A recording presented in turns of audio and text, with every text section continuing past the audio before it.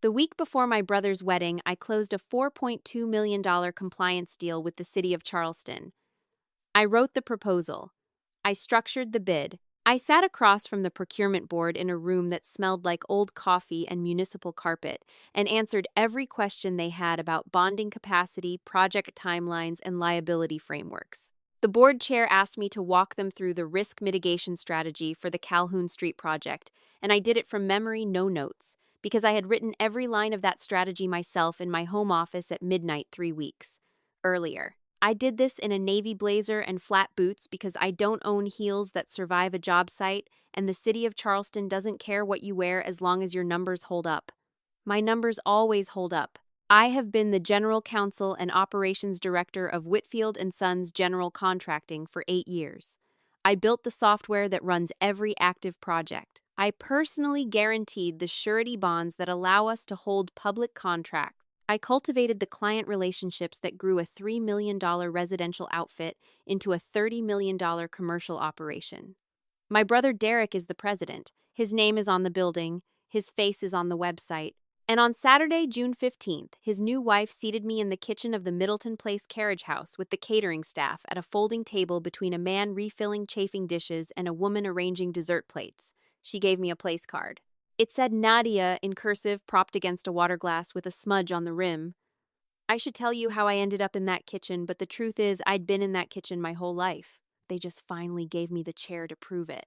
I was 23 when I joined the family business. Fresh out of law school at the University of South Carolina, a computer science degree from Clemson underneath that, and the kind of energy that comes from believing your family will see what you're worth if you just work hard. Enough. My father, Earl Whitfield, started the company in 1994 with one pickup truck and a handshake reputation. Residential jobs. Deck replacements, bathroom renovations, the occasional kitchen gut job for someone in the neighborhood who'd heard Earl was fair and showed up when he said he would.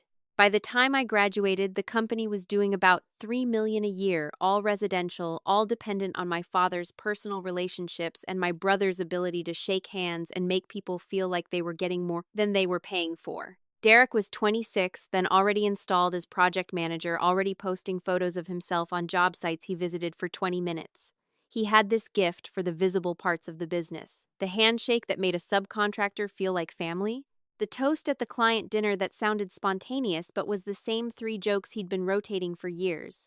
The grin he wore in every company photo, the one that said, "Trust me, I'm the guy in charge." And he was good at it. I won't pretend he wasn't. Derek could walk onto a job site and make a foreman who was 3 weeks behind schedule feel like they were winning. He could sit across from a building inspector and turn a citation into a conversation. That was real. That mattered. What Derek was less good at were the parts nobody photographs. The contract language that determines whether a cost overrun bankrupts you or stays containable. The insurance riders that protect against third-party liability on public works projects. The compliance documentation that separates a company that wins city bids from a company that gets blacklisted. The bond applications, the permit filings, the tax filings, the regulatory audits, the annual reports to the Secretary of State. That was my job from day one. My father called it the paperwork side, and the phrase stuck like a label on a file cabinet. I would spend 11 hours restructuring the company's LLC operating agreement to allow for commercial bonding, and my father would pat my shoulder and say, "Thanks for handling the paperwork, baby girl." I would negotiate a $100,000 reduction in our insurance premiums by rewriting the liability framework, and Derek would mention at dinner that Nadia did some paperwork stuff that saved us some money, I think. The word paperwork was a cage, and every time someone used it, the bars got a little tighter. 2 years into my time at the company, I started building Project Core. I wrote the first line of code on a Saturday morning in the second bedroom of my apartment, the carriage house I rented on Trad Street in downtown Charleston. The company was using a combination of spreadsheets, sticky notes, and Derek's memory to track a growing portfolio of commercial projects, and I could see the wall we were going to hit. You can run 3 residential jobs on spreadsheets and handshakes. You cannot run 12 commercial projects worth a combined $15 million on spreadsheets and handshakes. Someone was going to miss a compliance deadline. Someone was going to lose a permit. Someone was going to send a crew to the wrong site on the wrong day, and the city was going to pull our bonding eligibility, and everything my father had built over 30 years was going to collapse because nobody was willing to invest in systems. So I built the system myself. Project Core. Proprietary project management software that handles scheduling, compliance tracking, document management, permit workflows, daily crew assignments, and real-time budget monitoring. I wrote it on my own laptop, on my own time, using my own Clemson computer science education and 6 months of late nights. Every project manager in the company logs into it every morning. Every inspector pulls permits through it. Every subcontractor receives daily assignments through it. The foremen check it before they start their trucks. The accounting department runs payroll reports through it. Project Core is the circulatory system of a $30 million company, and I built it in a spare bedroom. I wrote the licensing agreement myself. Whitfield & Sons uses Project Core under an exclusive internal license that I, as the sole developer and intellectual property owner, granted to the company. The license is renewable annually. Termination requires 72 hours written notice from either party. I wrote that termination clause at 2 in the morning on a Tuesday, running on cold coffee and the last of a bag of peanut M&Ms, and it was just good legal practice.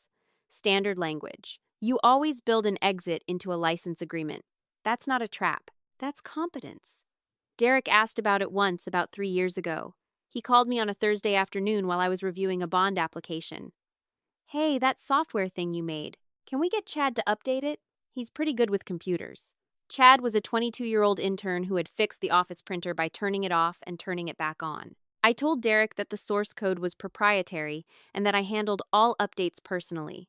He said, "Okay, cool," the way you say "okay, cool" when someone tells you something you've already stopped listening to and hung up. The surety bonds required a different kind of commitment. 5 years before the wedding, the company was trying to pivot from residential to commercial work. Commercial construction in South Carolina requires performance and payment bonds for any public project over $100,000. The bonds guarantee that if the contractor fails to complete the work, the bonding company steps in. But to get bonded, you need a personal guarantor, someone with the financial depth and professional credentials to back the company's obligations with their own assets. No bonding company would touch us. Whitfield & Sons had the revenue history, but not the financial depth. Derek's personal credit was wrecked from a boat he'd financed in a moment of optimism and a condo he'd walked away from during the 2016 market dip. My father's retirement accounts were already leveraged against the company's line of credit. The bonding agent, a woman named Pauline Greer, who had been in the surety industry for 30 years and had seen every version of this conversation, looked across her mahogany desk at me and folded her hands. Someone has to personally guarantee these bonds. You understand what that means, Miss Whitfield. If Whitfield & Sons defaults on a bonded project, you are personally liable. Your assets, your savings, your credit rating, your future earnings, everything. I looked at the document. 12 pages of indemnification language, the kind I could have written myself because I had spent 3 years studying exactly this kind of language. I picked up the pen. My father stood behind me in that office. His hand came down on my shoulder after I signed heavy and warm, and he said, "Your brother's lucky to have you." I held on to that sentence for years. I pressed it into my memory like a flower between pages and took it out whenever the weight of everything else got heavy. "Your brother's lucky to have you," he said it once.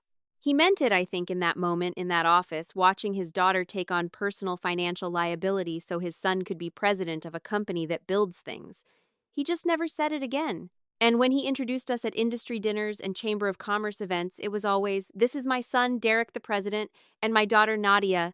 She helps out with the legal stuff. She helps out," as if I were a neighbor who stopped by on weekends to sort mail. The rehearsal dinner was on a Friday evening in June at the main house at Middleton Place. The kind of venue that costs more to rent for a weekend than most people in Charleston earn in 3 months. Live oaks draped with Spanish moss. Candlelight reflected off the Ashley River. String lights threaded through the trees like someone had tried to decorate the sky.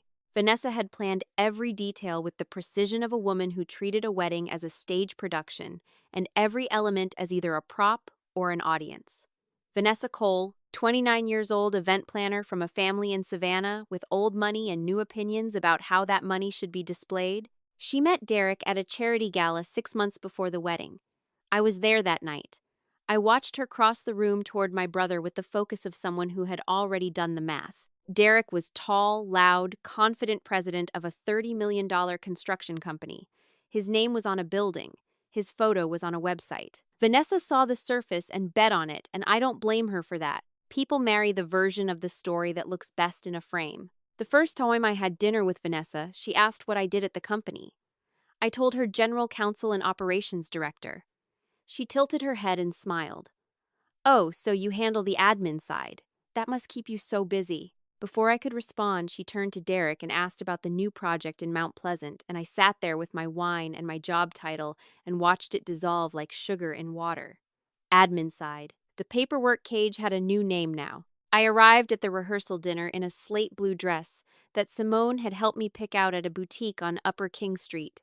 Simone Carter. My best friend since law school, corporate attorney at a mid-sized firm in Charleston, the sharpest person I know and the only one in my life who has never confused my quiet for compliance. She tried on the dress first to make sure it didn't look like a judicial robe, her words. It didn't. It looked like something a woman wears when she wants to feel like herself in a room full of people who only see the version of her they've assigned. At the rehearsal dinner, I found my parents near the bar. My father was telling a story about the early days of the company. My mother, Gloria, stood beside him in a cream-colored dress, her hand on his arm, her smile fixed and warm, a performance of comfort rather than an expression of it. Derek spotted me from across the room and waved me over. Hey, come meet Vanessa's folks. He put his arm around my shoulder and steered me toward a couple in their 60s. The father had silver hair and a watch band that cost more than my car payment. The mother had pearls and a handshake that lingered exactly long enough to assess. Derek said, "This is my sister Nadia. She helps with the legal stuff at the company." Helps with? The same phrase. Every time the same phrase delivered with the same casual warmth as if he were complimenting me, as if helps with were generous. Vanessa's mother smiled the way people smile when they've already placed you as the assistant and asked if I'd tried the shrimp puffs. My father was 3 feet away. He was looking at the river. He had heard it. He said nothing. The conversation drifted as rehearsal dinner conversations do toward the company. A family friend named Arthur Beecham, a retired contractor who'd known my father for decades, started talking about how Whitfield and Sons kept winning City of Charleston contracts. That's a brutal procurement process, Arthur said, swirling his drink. City of Charleston doesn't hand those out because you're a nice guy. Someone over there must really know their compliance game. Derek leaned back in his chair and grinned. We've got a great team. Really solid team effort. I sipped my drink and said nothing. The city's procurement director, James Okafor, had insisted on a personal clause in our master services agreement 3 years ago. The clause specified that I, Nadia Whitfield, had to remain as lead counsel and project compliance officer for all city work. If I left the city, reserved the right to terminate or renegotiate every active contract within 60 days. James told me once during a coffee meeting after a contract review sitting in the cafe off Broad Street, where the sunlight came through the front windows and fell across the table in long rectangles. The company is the company, Nadia. But you're the reason I keep signing. That clause was worth $18 million in active municipal contracts. $18 million. And I sipped my drink in a slate blue dress and said absolutely nothing because saying something would have meant making a scene, and Whitfield women don't make scenes. We absorb them. Vanessa was moving through the room, touching elbows, laughing bright and loud, a laugh aimed at the audience rather than the joke. At one point, she stopped near a cluster of her friends and said something I wasn't meant to hear but did. His sister, she handles paperwork or something. She doesn't run anything. She's sweet, though. Very helpful. She doesn't run anything. I excused myself and walked to the bathroom. The Middleton Place bathrooms have marble counters and soft lighting and tiny bottles of hand lotion that smell like lavender. I locked the door and called Simone. How's the circus? She answered. Vanessa just told a group of people, I don't run anything. Tell me you're surprised so I can laugh at you. Derek introduced me as, she helps with the legal stuff. Again, Simone went quiet. When Simone goes quiet, it means she's too angry to construct a sentence that doesn't contain profanity. Then, in a low voice, Nadia. I know. Why are you still there? Because he's my brother. Because he's getting married. Because I love him and this is his weekend. You can love someone and still stop letting them use you as a doormat with a law degree. It's one weekend, Simone. It's been 8 years. I hung up and looked at myself in the mirror. The slate blue dress, the gold pendant from my grandmother tucked inside the neckline, resting against my chest where nobody could see it. My grandmother gave me that pendant when I was 16, pressing it into my palm with both her hands. She said, "This was my mother's. She worked her whole life and never got her name on anything. You're going to be different, baby." I wore it every single day, tucked under my shirt out of sight. Like a promise I kept making but never out loud. The rest of the rehearsal dinner passed the way these events pass when you've been assigned a role and have agreed to play it. I smiled when Vanessa's father made a toast about his daughter finding her match. I laughed at Arthur's stories about the old days, when Earl showed up to jobs in cutoff shorts and built decks with his bare hands and a circular saw that had no safety guard. I ate the scallops and the risotto and drank 2 glasses of wine and made small talk with a cousin of Vanessa's from Atlanta who asked me 3 times what I did for a living and 3 times forgot the answer. Around 10 o'clock, the party wound down. People moved toward the valet station, in clusters laughing, holding each other's elbows. Derek hugged me on his way out. A real hug, arms all the way around, chin on my shoulder. "Thanks for being here, Nadia. Means a lot." He smelled like bourbon and aftershave and the lavender soap Vanessa had probably put in his bathroom. And I hugged him back because he meant it, and because meaning it for 5 seconds at the end of the night doesn't undo the rest of the night, but it also doesn't stop being real just because the rest of the night was what it was. I walked back to my hotel room alone, heels in my hand, gravel from the parking lot pressing into the soles of my bare feet. The night air was warm and heavy with jasmine. A frog was singing from somewhere near the reflecting pool, one note repeated, patient and purposeless. In the hotel room, I sat on the edge of the bed and pulled out my phone. The Project Core admin dashboard glowed on the screen. 23 active projects, 14 crew teams, 6 pending permit applications. All of it running on software I had built in a spare bedroom. I swiped to my email. A folder labeled Indemnification contained every surety bond document the company held, each one bearing my signature, my personal guarantee, my financial life pledged against the company's ability to perform. One more swipe brought up James Okafor's contact card. The man whose signature was worth $18 million in active contracts and whose trust was built on years of coffee meetings with me personally, not with the company, not with Derek, with me. I held the phone, the way you hold something that could change everything if you press the right buttons in the right order. The screen glowed against the dark hotel room ceiling when I tilted it. 3 tools, 3 exits, 3 doors that I had built into the architecture of a company that treated me like furniture, and all I had to do was open them. I set the phone on the nightstand. I turned off the lamp. I lay there in the dark for a long time, listening to the air conditioner cycle and the occasional car on the highway and the silence that fills a room when you're the only person in it and you've run out of excuses to pretend. That's a choice. I went to sleep eventually. The peace was still worth keeping. That's what I told myself. I said it inside my head like a sentence on repeat, the way you say something you need to believe until you can fall asleep believing it. The peace was still worth keeping. Saturday morning came heavy with June light in the low country, bright and thick the air, already loaded with humidity by 7:30. A knock on my hotel room door. I opened it to find my father in the hallway, dress shirt rolled to the elbows, suspenders loose around his hips, standing with the posture of a man who'd been sent to deliver a message he hadn't written. "Morning, baby girl. Morning, Dad." He looked past me into the room like he was searching for something to comment on, then back at me. "Big day for your brother. Let's keep everything smooth, all right. No complications." "When have I ever been a complication, Dad?" He opened his mouth, closed it, looked at the carpet between his shoes, a pattern of gold diamonds on burgundy that neither of us was actually seeing. He patted my arm, the same gesture he'd used in the bonding office 5 years ago, the gesture that said, "I see you, but I will not say it in words that anyone else can hear," and he walked back down the hallway. My mother stood at the far end near the elevator watching. She didn't come closer. She didn't wave. She turned and followed him. No complications. When I was 15, my father drove to a construction industry banquet with Derek in the passenger seat. I asked to come. He said, "It's not really your kind of thing, baby girl. You'd be bored." I stayed home and read the industry magazine that came in the mail. When I was 17, I told him I was going to study computer science and law so I could modernize the business. He said, "That's sweet, Nadia, but Derek's going to run things. You could help him out, though, on the paperwork side." The paperwork side.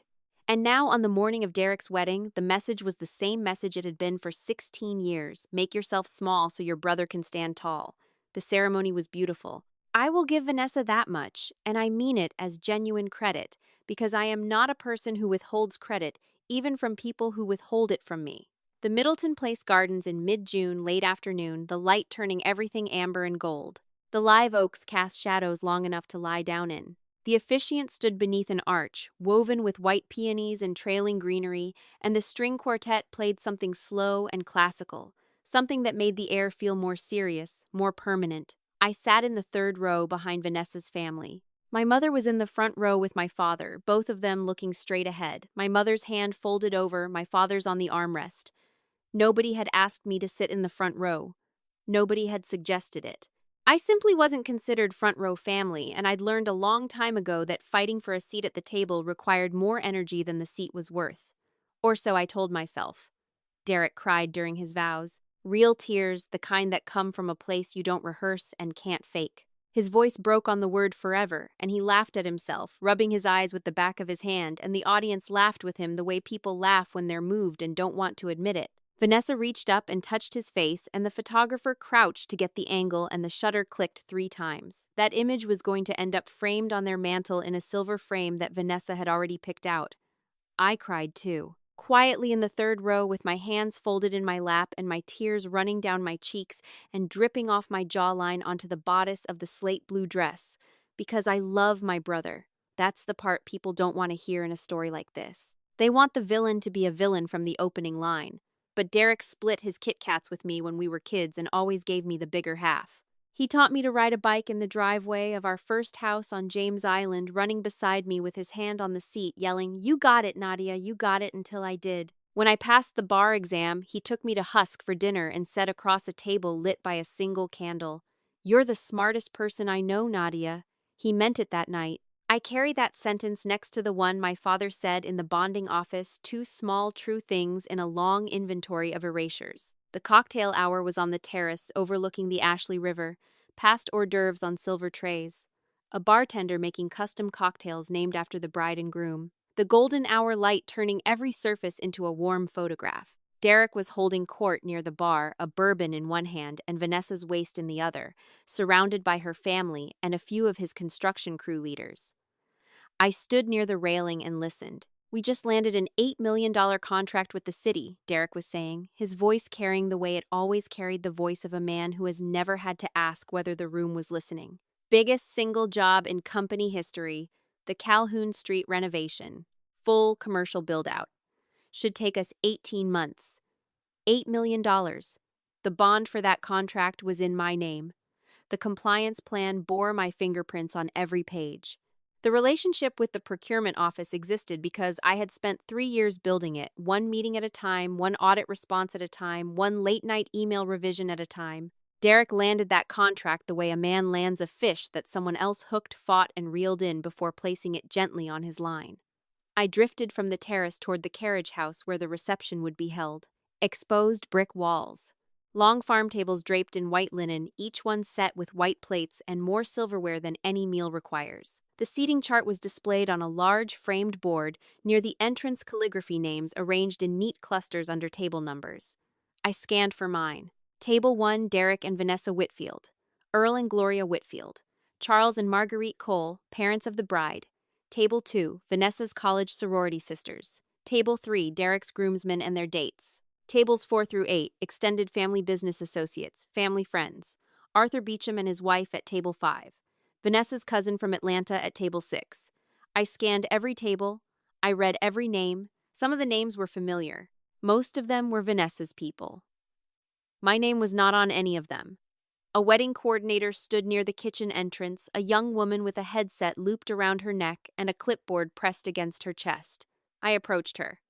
"Excuse me, I'm Nadia Whitfield, the groom's sister. My name doesn't seem to be on the seating chart." She checked her clipboard. Turned a page, turned another. Her finger ran down a column of names, and when it stopped, her face performed the kind of micro-adjustment that people make when they've been trained to deliver bad news pleasantly. "You're in the overflow seating, Miss Whitfield. Through that door." She pointed toward the kitchen. "The kitchen. It's a secondary dining area. We set it up for additional staff and a few extra guests. The bride arranged it personally." Vanessa had looked at the seating chart, seen my name, and moved it to the kitchen. She hadn't forgotten me. She had categorized me. Staff. Admin. The sister who does paperwork. You seat those people with the caterers. I walked through the kitchen door. The space was what you'd expect from a catering kitchen at a historic venue: stainless steel, counters, industrial ovens, the smell of roasted chicken and warm rosemary bread. A long folding table had been pushed against the far wall, covered with a paper tablecloth, the kind with the plastic backing that sticks to your forearms in humidity. 6 folding chairs. 3 of them were occupied by caterers on their break, still in their black aprons, eating plates of food they'd served to the other guests minutes ago. And there, propped against a water glass with a visible smudge on the rim, was a place card in the same calligraphy as every other card at the wedding. Nadia. Same handwriting, same ink, same calligraphy pen that had written Derek and Vanessa on the head table card and Charles and Marguerite on the parents of the bride card and Arthur and Helen on table 5. The same hand that wrote those names on those cards for those tables had also written my name on this card at this table in this kitchen.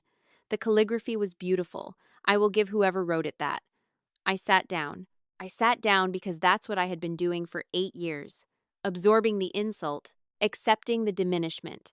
Filing the pain in the same drawer where I filed everything else that hurt my father's paperwork label.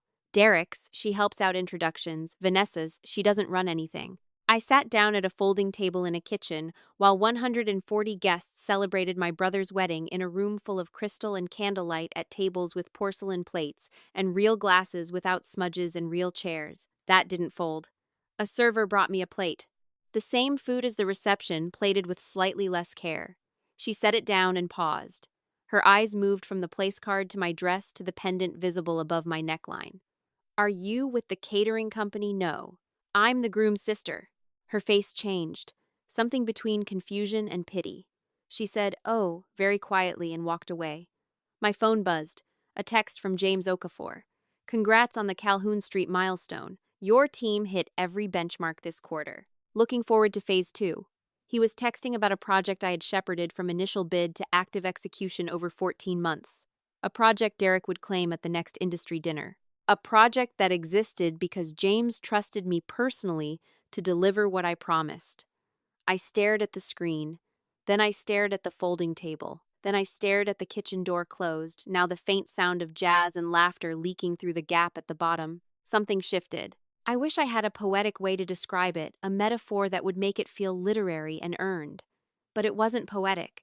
Something that had been bending for 8 years stopped bending and broke. It was not rage. Rage is loud and temporary, a fire that burns through fuel and leaves ash. This was structural. The way a load-bearing wall doesn't crack with drama or noise. It just reaches its capacity, and then the math changes, and what held up the building a moment ago is now the reason the building is coming down. I stood up. I pushed back the folding chair. The metal legs scraped against the kitchen floor. The caterers looked up from their plates.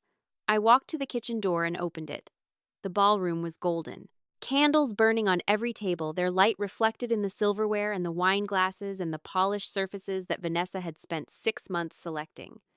The jazz trio was playing something slow and elegant. Vanessa was at table 1, laughing, her hand on Derek's arm, her head tilted at the angle that photographs well. Derek had his arm draped over the back of her chair, a glass of bourbon in his free hand, the posture of a man who has never once considered that the ground beneath him was built by someone else. My father leaned back in his chair with the quiet satisfaction of a patriarch surveying the empire he was certain he had built. My mother sat beside him, her smile smooth and untroubled, the expression she had worn at every family event for as long as I could trace back, the one that said, "Everything is fine, everything has always been fine, please don't say anything that makes this untrue." Nobody had come looking for me. Nobody had walked through the kitchen door and said, "Where's Nadia?"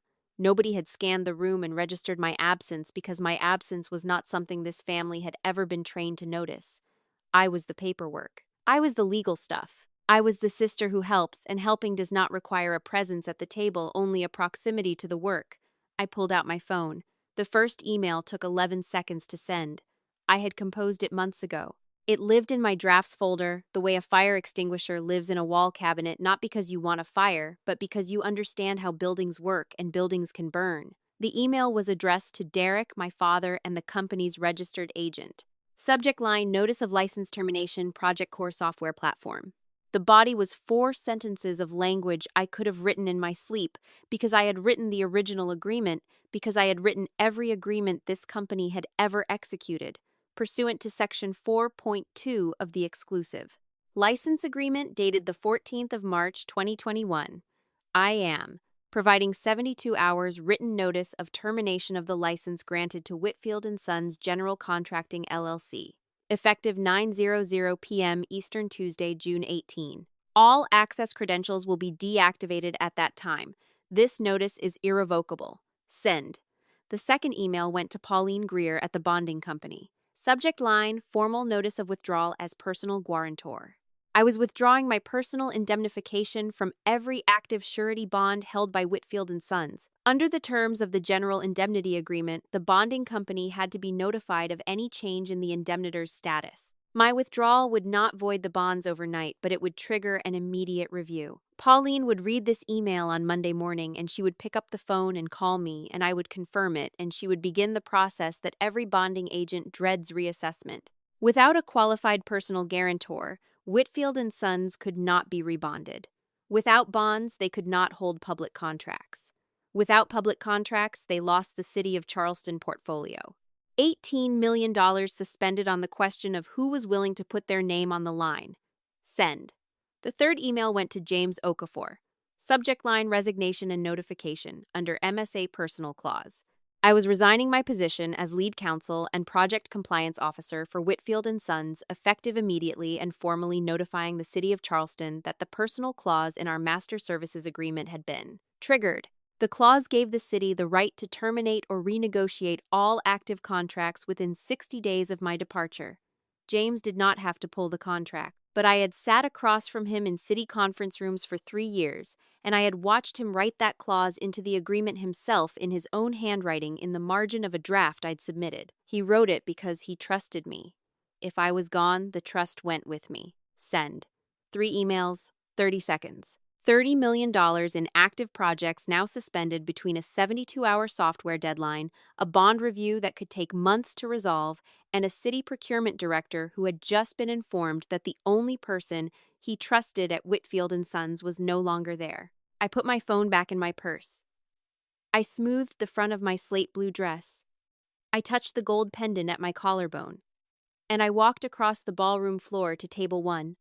Derek saw me first. His face opened into the smile he always gave me, the one that was 50% affection and 50% the confidence that comes from never having to wonder whether you're welcome. Hey, Nadia, having fun? Congratulations, Derek. I looked at him, then at Vanessa. Beautiful wedding, Vanessa. Everything is gorgeous. Vanessa turned. Her smile was polished and automatic. Thank you, sweetie. I hope the overflow area wasn't too uncomfortable. We were just so tight on space. Mom. Dad. I looked at my mother, whose hands were folded in her lap, and my father, whose bourbon was half finished and whose expression was open and unsuspecting. I'm leaving. Derek's smile faltered by a fraction. Leaving. It's barely 9 o'clock. Leaving the company. The jazz trio played a bar and a half of something by Coltrane. A waiter crossed behind me carrying a tray of chocolate mousse in crystal cups. Vanessa's mother at the far end of the table set down her fork. My mother's hands tightened in her lap, knuckles pressing against each other. 3 seconds of silence. Maybe 4. Maybe a lifetime compressed into the space between one heartbeat and the next. Derek tilted his head. It was the same tilt he gave me when I brought up contract language at dinner, or mentioned a compliance deadline during a family barbecue, or tried to explain why the bonding requirements mattered. The tilt that said, "You're making this more complicated than it needs to be. Come on, Nadia. Don't make this a thing. We'll talk about it Monday." Then his phone buzzed. He glanced down at it the way you glance at a phone during a conversation, casually already planning to dismiss it. Then his eyes stayed on the screen. Then my father's phone buzzed. Then, from somewhere deeper in the ballroom, another phone buzzed and another, because Project Core had just pushed an automated system notification to every registered user in the company: licensee expiration notice. All system access will terminate in 72 hours. Contact your system administrator for details. The system administrator was me. There was no other system administrator. There had never been another system administrator. I watched the color leave Derek's face. It went slowly at first, like he was trying to process the notification as a glitch, a mistake, a thing that couldn't be real. Then quickly, as comprehension arrived, "What did you do?" His voice had dropped. The charm was gone. Underneath it was something thinner and less constructed. "I didn't do anything, Derek. I stopped doing everything." Vanessa grabbed his arm. Her smile was gone too. "She's bluffing, Derek. She doesn't run anything. Tell her she's bluffing." My father stood up. His chair scraped against the floor, a sound that cut through the music and the murmur of conversation at the nearby tables. He set his bourbon down on the tablecloth. And for 1 second, 1/2 second that I will carry with me for the rest of my life, I saw something in his face that I had never seen directed at me before. He was afraid. "Nadia." His voice was careful. "Sit down. Let's talk about this. You had 8 years to talk about this, Dad." I looked at the head table, at the 6 place settings, at the chairs that belonged to the people who were considered principal. "You had a seat at this table to talk about this." I looked at the space where my chair would have been if anyone had considered putting one there. There was no space. There had never been a space. "Enjoy your evening." Derek stood up. His chair scraped against the floor, a mirror of our father's movement seconds earlier.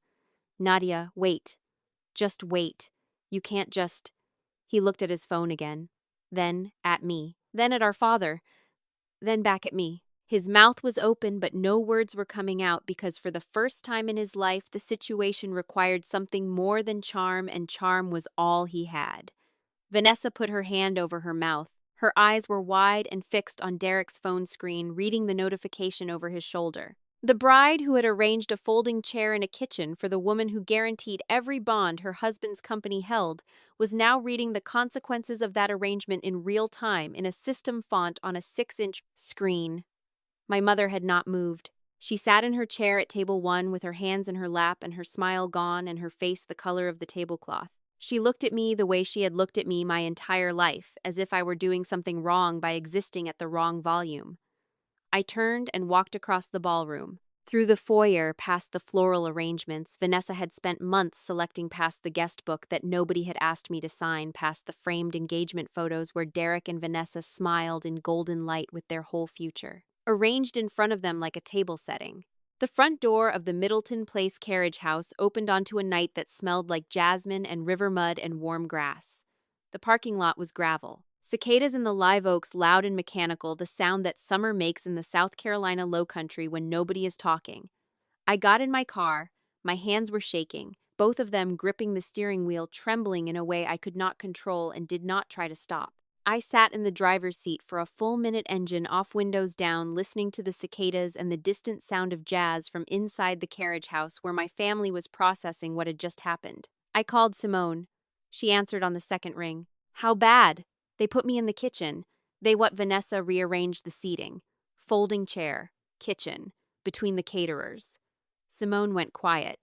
When Simone goes quiet, it means she is too angry to construct a sentence that doesn't contain profanity. Then, slowly controlled, "What did you do?" "Everything." Everything meaning what project core? The bonds. "James." "All 3. More silence. Longer this time. Then in a voice I had never heard from her before, soft and certain and without a trace of humor, "Good. Is it good, Nadia?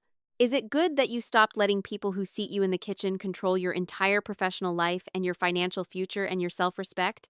"Yes, it is good." Yeah. Call me when you get home. I'll be up." I started the car. The engine turned over on the first try, which seemed like a small miracle given that everything else in my life had just detonated. I pulled out of the gravel lot and onto the 2-lane road that leads away from Middleton Place. In the dark, the live oaks on both sides form a canopy overhead, and the road feels like a tunnel, like you're driving through something rather than away from it. I turned on the radio. A song came on, something with a guitar line that I liked. Something that made the car feel less empty and the night feel less permanent. I turned it up. I did not cry. I was not exactly sad. I was something that lives on the other side of a decision you have been deferring for years. Lighter, emptier, like a building after the furniture has been moved out and you can finally hear how the rooms actually sound. Sunday morning. My apartment on Trad Street, Coffee in the blue ceramic mug Simone gave me for my 30th birthday, the one with a chip on the handle that I refuse to replace because the chip is part of it now. My phone sat on the kitchen counter screen down, and I let it sit there for a long time before I turned it over. 17 missed calls from Derek, 4 from my father, 6 texts from numbers I didn't recognize, which I guessed were project managers who had seen the termination notice and were trying to reach the only person who could reverse it, and 1 text from my mother. It was the only message she had sent, and it said, "How could you do this to your brother on his wedding day?" I read it twice. The second time was slower, not because I needed to understand the words, but because I was marveling at the consistency. How could you do this to your brother? Not how could your brother's wife seat you in the kitchen, not how could we let this happen. How could you do this to your brother? Even now, even after all of it, the framing was the same. I was the actor. Derek was the one acted upon. My leaving was an injury to him. His dismissal of me was just the way things were. I typed back, "I didn't do this to Derek. I stopped doing it for Derek. There's a difference, Mom. He just never had to learn it because I was always there to carry it." I read my own text 3 times before I sent it. Then I sent it and set the phone face down on the counter and poured more coffee. The Sunday morning light came through the kitchen window and fell across the counter in a bright, warm stripe, and I stood in it for a while, my hands wrapped around the mug, drinking coffee I had made in my own kitchen, in my own house paid, for with my own money earned from work that mattered, even if the people I did it for never said so. 4 months later, on a Tuesday in October, I signed a lease on 1,200 square feet of office space in a converted warehouse on Upper King Street. The building had exposed brick-tall windows and the kind of natural light that makes you want to stay past 5. The sign on the door said Whitfield Legal and Compliance LLC. My name, my firm, nobody else's. I hired 1 employee, Tessa Morant, a paralegal who had worked at Whitfield & Sons for 6 years. She quit the Monday after I left. When I asked her why, she said, "I spent 6 years watching you carry that company. I'm not going to work for the people who put you in the kitchen." I gave her a raise and a desk by the window. James Okafor called me 2 weeks after I filed the incorporation papers. "I heard you went out on your own," he said. His voice carried a warmth that had nothing to do with pity and everything to do with professional respect. "I've got a compliance consulting contract that needs someone who actually reads the fine print." Interested, he was my first client. The city of Charleston had terminated the master services agreement with Whitfield & Sons 38 days after my resignation triggered the personal clause. The contracts were rebid. James recommended me personally as an independent compliance consultant for the city's new construction projects. The contract was $400,000 a year, small compared to the empire I had built for someone else. But the name on the contract was mine, and nobody was going to crop me out of the signing photo. The family company shed revenue the way a tree sheds leaves in a drought. $30 million dropped to roughly $6 million within 4 months. The Project Core license expired on schedule. Derek's new attorney, hired from a mid-size firm in Columbia, spent 3 weeks trying to build a replacement system and produced something that the project managers described as functional, the way you describe a car with no air. Conditioning as functional. The surety bonds were canceled after Pauline Greer's review confirmed that no remaining member of the Whitfield family could qualify as a personal guarantor. Without bonds, the company could not bid on public contracts. Without public contracts, Derek was back to residential renovations, the deck replacements, and bathroom remodels that my father had started with 30 years ago. An empire returned to the foundation it had always rested on because the person who built every floor above it had walked away and taken the architecture with her. I did not gloat about any of this. I noted it the way you note whether it happened, it was always going to happen, and pretending otherwise was never going to change the forecast. My father called 3 months after the wedding, a Tuesday evening in September. I was at my new desk reviewing a contract for Tessa to file the gold pendant from my grandmother, resting against my collarbone, visible outside my shirt where anyone in the room could see it. "Nadia." "Dad." A long pause. The sound of him breathing. He was not a man built for conversations like this. He had spent 62 years communicating through hand pats and half sentences and the assumption that his presence was enough. He cleared his throat. "I should have taken you to that banquet." I closed my eyes. 15 years since I pressed my face to the window and watched his truck pull out of the driveway with Derek in the passenger seat. 15 years since my mother told me to stop pouting because my brother needed it more than I did. Yeah, Dad, you should have. Silence. Then, your mother wants you to call her. I know. Will you? I don't know yet. He didn't push. We sat on the line for another 10 seconds breathing, and then he said goodbye and hung up. It was not an apology. It was not enough. But it was the first time in 15 years that he had acknowledged the thing he'd done, without wrapping it in a joke or a dismissal, and I held on to it the way I hold on to all the small, true things carefully, without expecting more to follow. Tessa asked me once during a late afternoon when the work was done and we were eating peanut butter crackers from the vending machine down the hall if I missed the old company. I told her the truth. I missed the scale. I missed the feeling of 23 projects running simultaneously, the complexity of it, the way a problem at one job site would ripple through 3 others, and I'd have to solve the cascade before it reached the client. I missed being the engine of something large, but I did not miss being an engine that nobody acknowledged was running. There is a difference between building something big and building something yours, and I was learning that the second one fits better even if it's smaller. I hung a photograph on the wall across from my desk. Black and white, 1968. My grandmother at 31, my age now, standing in front of a house she cleaned but did not own, wearing a dress she had sewn from fabric she bought at the discount store on Rivers Avenue. She was holding my mother's hand. My mother was too, squinting at the camera, unaware that the woman holding her up would spend the next 40 years holding everyone up without her name appearing on a single deed document or paycheck stub. My grandmother worked 3 jobs. She raised 4 children. She never got her name on anything. She gave me a gold pendant and said, "You're going to be different, baby." For 8 years, I almost wasn't. I almost repeated every pattern she couldn't break, pouring my intelligence into someone else's operation, building foundations that bore someone else's name, hiding my value under my shirt where nobody could see it, because some part of me had absorbed the lesson my family never said out loud: your worth is real, but it should stay invisible because visible worth in a woman makes the men around her uncomfortable, and keeping them comfortable is your actual job. Simone came by with lunch. She walked in without knocking the way she always did, carrying 2 containers of shrimp and grits from the place on Meeting Street that we'd been eating at since law school.